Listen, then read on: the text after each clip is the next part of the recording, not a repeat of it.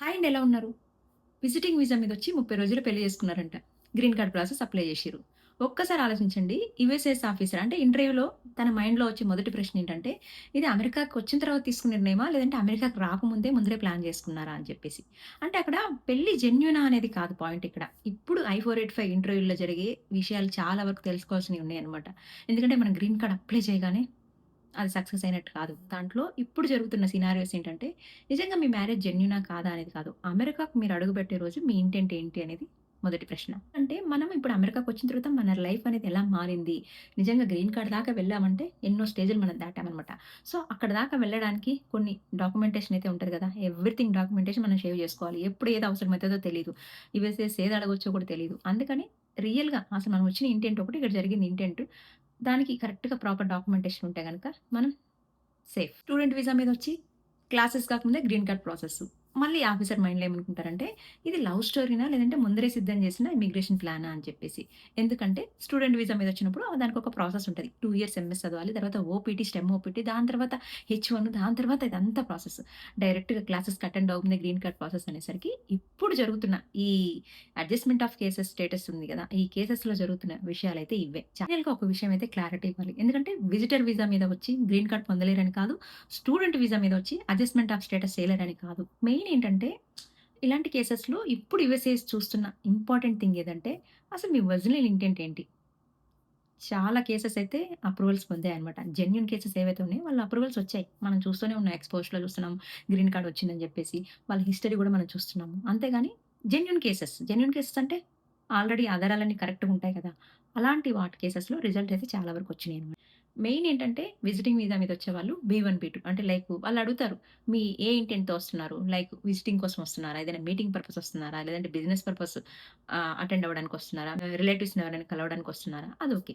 ఈరోజు ఈ వీడియోలో adjustment of status, green card process, student visa holders and visiting visa వాళ్ళు తెలుసుకోవాల్సిన ఒక ముఖ్యమైన విషయం అయితే ఉందన్నమాట.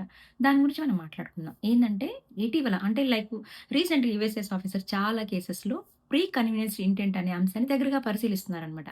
అసలు ఈ ప్రీ కన్వీనియన్స్ ఇంటెంట్ మీనింగ్ ఏంటి? అసలు ఎవరికి రిస్క్ ఎక్కువ? ఏ డాక్యుమెంట్స్ దగ్గర ఉంచుకోవాలి అనేది మనం వీడియోలో మాట్లాడుకుందాం. పాయింట్‌కెళ్ళిపోదాం. పాయింట్ ఏంటంటే ప్రీ కన్వీనియన్స్ ఇంటెంట్ ఏంటంటే అమెరికాకి రావడానికి ముందే ఇక్కడే ఉండిపోవాలని చెప్పి, గ్రీన్ కార్డ్ పొందాలని చెప్పేసి, స్టేటస్ చేంజ్ చేసుకోవాలని చెప్పేసి, మనం హెచ్1బీ పెట్టుకున్నామంటే దాంతో పని అవ్వదు ఇప్పుడల్లా. ఎందుకంటే లాటరీ పిక్ అవ్వాలి, ఎంప్లాయరు సో, ఇదంతా ఉంటది మనకి. ఆ స్పాన్సర్‌షిప్ అదంతా.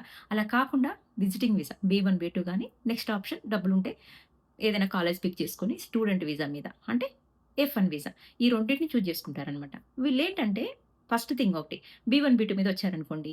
ఇంటర్వ్యూలో ఏం జరుగుతది? మీ పర్పస్ ఏంటంటే విజిటింగ్ మీద అని చెప్పి వస్తారనమాట. ఇక్కడికొచ్చాక 30 రోజుల్లో పెళ్లి చేసేసుకొని గ్రీన్ కార్డ్ అప్లై చేస్తే గనక ఇంటర్వ్యూలో మాత్రం ఆఫీసర్స్ అడిగే ఫస్ట్ ప్రశ్న ఏంటంటే, ఇది మీరు ముందరే యేసుకున్న ప్లాన్. ఎందుకంటే మనకి ఇమిగ్రేషన్‌లో వచ్చేసి మనం వచ్చిన పర్పస్ ఏం జెప్తాము? విజిటింగ్ పర్పస్ అని జెప్తాము. కానీ గ్రీన్ కార్డ్ ఇంటర్వ్యూలో వాళ్ళ ఇంటెంట్ తెలిసిపోతది. ఎందుకంటే 30 డేస్‌లో మీరు పెళ్లి చేసుకున్నారంటే 30 డేస్‌లో ఇక్కడికొచ్చాక కుదరని పని గదా! ఆఫీసర్ ఇలా గూడా అడగొచ్చనమాట. ఎందుకంటే మీరు విజిటర్ లాగా రాలేదు. ముందే నిర్ణయించుకున్నారు కదా! అని జెప్పేసి. ప్రశ్న అక్కడే స్టార్ట్ అవుతది. సో, దీంట్లో 2 కేసెస్ ఉన్నాయి. ఒకటొచ్చేసి విజిటింగ్ వీసా మీదొచ్చి 30 రోజుల్లో పెళ్లి చేసుకుంటే గనక యూఎస్‌సిఐఎస్ నుంచి స్క్రూటినీ పెరిగే అవకాశం ఉంది. ఇప్పుడు ఒక పర్పస్‌తో వచ్చాం మనం. ఆ పర్పస్ స్టార్ట్ చేయకముందే మనం గ్రీన్ కార్డ్ ప్రాసెస్‌కి అప్లై చేసుకున్నామంటే గనక వచ్చిన ఇంటెంట్ ఏంటో తెలిసిపోతది. అప్పుడు వాళ్ళు ఆఫీసర్ ఈజీగా అడగొచ్చు. ఎందుకంటే ఇది ఆటోమేటిక్ రిజెక్షన్ కాదు. కాకపోతే కంపల్సరీ ఆఫీసర్స్ అయితే ఇలా అడగొచ్చు. మీరు ముందరే నిర్ణయించుకున్నారు గదా! గ్రీన్ కార్డ్ అప్లై చేయాలి అని చెప్పేసి. అక్కడ మ్యారేజ్ మాత్రమే ఇంపార్టెంట్ కాదు. టైమ్ లైన్ అనేది చాలా ఇంపార్టెంటు. ఇప్పుడైతే చాలా కేసెస్‌లో ఇదే జరుగుతుందనమాట. ఎందుకంటే ఒక పర్పస్‌తో వచ్చాం మనం. పెళ్లయింది. గ్రీన్ కార్డ్ ప్రాసెస్ అప్లై చేశారు. కానీ యూఎస్‌సిఐఎస్ నుంచి ఎందుకు అంత దగ్గరగా ప్రీ కన్వీనియన్స్ ఇంటెంట్‌ని ఎందుకు చూస్తున్నారంటే గనక, వచ్చిన పర్పస్ ఒకటి, బట్ మీరు చేసింది ఒకటి అన్నట్టుగా. అక్కడే క్వెషన్ స్టార్ట్ అయితాయి. ఎందుకంటే మ్యారేజ్ అనేది జెన్యూనే అక్కడ. ఎగ్జాంపుల్‌కి మ్యారేజ్ జెన్యూనా కాదా అనేది పరిశీలిస్తారు. దాంతో పాటు మెయిన్ ప్రీ కన్వీనియన్స్ ఇంటెంట్‌ని కొంచెం దగ్గరగా పరిశీలిసి చూస్తున్నారనమాట. మీరొచ్చిన ఇంటెంట్ ఏంటి? ఇక్కడ జరిగింది ఏంటి అనేసి. దానికి మీ దగ్గర ప్రాపర్ డాక్యుమెంటేషన్ గాని, ప్రాపర్ ఒక రీజన్ అనేది వాలిడ్‌గా ఉందా? లేదా? అనేది కూడా చాలా ఇంపార్టెంట్ అనమాట. Second example student visa. Student visa main అంటే ప్రైమరీ ఇంటెన్షన్ ఏంటి? ఎడ్యుకేషన్ అనమాట. ఎడ్యుకేషన్ అంటే కాలేజ్‌కెళ్ళాలి, క్లాస్ అటెండ్ అవ్వాలి, స్టేటస్ మెయింటైన్ చేయాలి. ఇవన్నీ చేయాలి. ఇవన్నీ చేయకుండా ఇక్కడ వచ్చిన తర్వాత యూఎస్ సిటిజన్ పెళ్లి చేసుకొని గ్రీన్ కార్డ్ అప్లై చేస్తే కనుక యూఎస్‌సిఐఎస్ ఆఫీసర్స్‌కి ఫస్ట్ రెడ్ ఫ్లాగ్ అదే కనిపిస్తది. ఎందుకంటే దానికొక కండిషన్స్ అనేవి ఉన్నాయి గదా! కాలేజ్‌కెళ్ళాలి, క్లాస్ అటెండ్ అవ్వాలి, స్టేటస్ మెయింటైన్ చేయాలి. ఇవన్నీ ఫాలో కాలేదనే అనుమానం అక్కడే స్టార్ట్ అవుతదనమాట. థర్డ్ ఎగ్జాంపుల్ ఇంకా చాలా ఇంపార్టెంట్. మనం అసలు అందరం వింటా ఉంటాం. విజిటింగ్ వీసా మీద వస్తారు. వాళ్ళ డేట్ అయిపోతది. అయినా గూడా ఓవర్ స్టే చేస్తారు. తర్వాత మ్యారేజ్ చేసుకొని గ్రీన్ కార్డ్ అప్లై చేస్తారు. సో, ఆ గ్రీన్ కార్డ్ అప్లై చేసిన ప్రాసెస్ అంతా ఓకే అయినా కూడా ఇంటర్వ్యూలో యూఎస్ ఆఫీసర్స్‌కి తెలిసిపోతది. ఎందుకంటే వీసా ఎక్స్‌పైర్ అయిపోయింది. ఓవర్ స్టే చేశారు. ఇలాంటి కేసెస్‌లో అయితే యూఎస్ఏస్ చాలా ఎక్కువగా ఇంకా పర్సనల్ అంటే ఒరిజినల్ ఇంటెంట్‌ని ఇంకా దగ్గరగా పరిశీలించే అవకాశం ఉందనమాట. ఖచ్చితంగా ఫస్ట్ క్వెషన్ ఏంది? మీరు నిజంగా ఉండిపోవాలనే వచ్చారు కదా! అని చెప్పేసి అడుగుతారనమాట. అందుకే చాలామంది 90 డేస్ రూల్ గురించి చెప్తా ఉంటారు. అంటే మనం విన్నామనమాట ఇదంతా. ఎందుకంటే 90 డేస్ వెయిట్ చేస్తే సేఫ్ అని చెప్పేసి. 90 డేస్ తర్వాత పెళ్లి చేసుకున్నా, స్టేటస్ చేంజ్ చేసినా సేఫ్ అని అంటారు. బట్ ఎగ్జాక్ట్‌గా ఇది రైటా? రాంగా? అని తెలీదు. కాకపోతే యూఎస్ఏఎస్ ఇంకా ప్రశ్న అడిగే అవకాశం ఉంది. ఎందుకంటే మీ ఎంట్రీ ఇంటెంట్ ఏంటనేది ఖచ్చితంగా అడుగుతారు. కాబట్టి 90 డేస్ అనేది మ్యాజిక్ నంబర్ కాదు. కేస్ ఫ్యాక్ట్స్ అనేవి ఎప్పుడు ముఖ్యమైనవి. అందుకే ఎవిడెన్స్ చాలా ముఖ్యము. యూఎస్ఏఎస్‌కి మనం మాటలతో చెప్పడం కాదు. ఎవిడెన్స్ అనేది అంటే కొన్ని ఎవిడెన్సెస్ మన దగ్గర పెట్టుకోవాలి. కొన్నిసార్లు మనం అంటాం చాట్ హిస్టరీ గానీ, రిలేషన్‌షిప్ టైమ్‌లైన్ గానీ, ఫోటోస్ కానీ ఇవన్నీ యూజ్ కావని జెప్పి. ఇలాంటి విషయంలో ఖచ్చితంగా మనకి యూజ్ అవుతాయి. ఎందుకంటే మనం యూఎస్‌కి ఎంట్రీ అయిన తర్వాత మన లైఫ్‌లో మార్పులు జరిగాయని జెప్పి మనం ప్రూవ్ చేయగలిగితే మీ కేస్ అనేది స్ట్రాంగ్ అవుతుంది. ఎందుకంటే ఇప్పుడు ఫర్ ఎగ్జాంపుల్ మీరు విజిటింగ్ వీసా మీదే వచ్చారనుకోండి.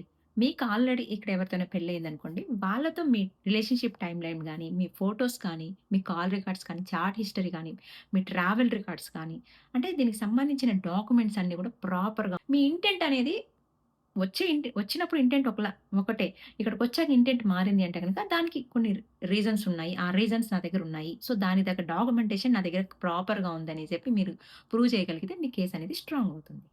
ప్రాక్టికల్ అడ్వైస్ అనమాట. ఎందుకంటే నిజంగా అమెరికాకొచ్చిన తర్వాత మీ లైఫ్ సిట్యుయేషన్ మారిపోయిందా అని చెప్పేసి. అంటే పెళ్లయిందా? మ్యారేజ్ అయిందా? జాబ్ ఆపర్చునిటీ వచ్చిందా? ఫ్యామిలీ సిట్యుయేషన్ మారిందా? ఇవన్నీ కూడా ఎందుకంటే మనం నోటితో చెప్పకుండా ఇక్కడికొచ్చాక మీ లైఫ్ అనేది రియల్‌గా మారింది త్రూ దీస్ డాక్యుమెంటేషన్ అని చెప్పేసి ఆ డాక్యుమెంటేషన్ ఏసి సేవ్ చేసుకోవాలి. లైక్ డేట్ సేవ్ చేసుకోవాలి. ఈమెయిల్స్ సేవ్ చేసుకోవాలి. ఇంకేదైనా ఇంపార్టెంట్ రికార్డ్స్ ఉంటాయి కదా! చాలా వరకు ఎప్పటికప్పుడు డిలీట్ చేస్తుంటాం మనం. రిఫ్రెష్ చేసుకోవడానికి. అలాంటి రికార్డ్స్ ఏమైనా ఉంటే గనక సేవ్ చేసి పెట్టుకోండి. డిలీట్ చేయకండి. ఎందుకంటే ఇఫ్ఎస్ఏఎస్ అడిగినప్పుడు మనం ప్రూఫ్ చూపించాలి గదా! ప్రూఫ్ చూపించాలంటే మన దగ్గర ఆ రికార్డ్స్ అనేవి ఉండాలి కదా! అలాంటివి మనం సేవ్ చేసుకోవాలన్నమాట. సో, నాకు ఈ వీడియో నుంచి ఒక చిన్న ఇన్ఫర్మేషన్ ఇవ్వాలనిపించింది. ఎందుకంటే మనం ఇప్పుడు అమెరికాకొచ్చిన తర్వాత మన లైఫ్ అనేది ఎలా మారింది? నిజంగా గ్రీన్ కార్డ్ దాకా వెళ్ళామంటే ఎన్నో స్టేజ్‌లు మనం దాటామన్నమాట. సో, అక్కడి దాకా వెళ్ళడానికి కొన్ని డాక్యుమెంటేషన్ అయితే ఉంటది గదా! ఎవ్రీథింగ్ డాక్యుమెంటేషన్ మనం సేవ్ చేసుకోవాలి. ఎప్పుడు ఏది అవసరమైతదో తెలీదు. యూఎస్ఏఎస్ ఏది అడగొచ్చో కూడా తెలీదు. అందుకని రియల్‌గా అసలు మనం వచ్చిన ఇంటెంట్ ఒకటి, ఇక్కడ జరిగింది ఇంటెంట్. దానికి కరెక్ట్‌గా ప్రాపర్ డాక్యుమెంటేషన్ ఉంటే గనక మనం సేఫ్. చాలా వరకేంటంటే గ్రీన్ కార్డ్ ప్రాసెస్‌లో డాక్యుమెంటేషన్ ఉంటే సరిపోతదిలే అనుకుంటాం. డాక్యుమెంటేషన్ ఎంత ముఖ్యమో, మ్యారేజ్ అంటే జెన్యూన్ మ్యారేజ్ ఎంత ముఖ్యమో, దాన్ని మనం ప్రూవ్ చేయడం కూడా అంతే ముఖ్యం. టైమ్‌లైన్ కూడా చాలా ఇంపార్టెంట్. ఆ టైమ్‌లైన్‌ని ఎలా ప్రూవ్ చేస్తామంటే ఈ డాక్యుమెంటేషను, ఈ records, photos, travel history, call records అంటే మన ఫ్యామిలీ రిలేషన్ ఇదంతా కూడా డాక్యుమెంటేషన్‌లోనే మనం ప్రూవ్ చేస్తాం. డాక్యుమెంటేషన్ అంటే ఓన్లీ స్టడీకి సంబంధించి, మ్యారేజ్‌కి సంబంధించి, డేట్ ఆఫ్ బర్త్ అవి కాదు. దీస్ ఆర్ అంటే మొత్తం మనం ఏవైతే చెప్పుకున్నామో ఆ డాక్యుమెంటేషన్ అంతా కూడా వాళ్ళ అవసరమైతే ఖచ్చితంగా ప్రూవ్ చేయాల్సొస్తది. త్రూ ఈమెయిల్స్ కానీ, చాట్ హిస్టరీ గానీ, ఫోటోస్ కానీ అన్నీ గూడా వాళ్ళు ఏది అడిగితే అది మనం చూపించాల్సొస్తది.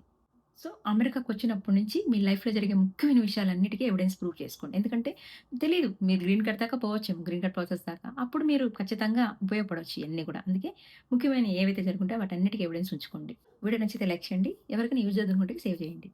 Thank you for watching. See you in the next video. Bye by.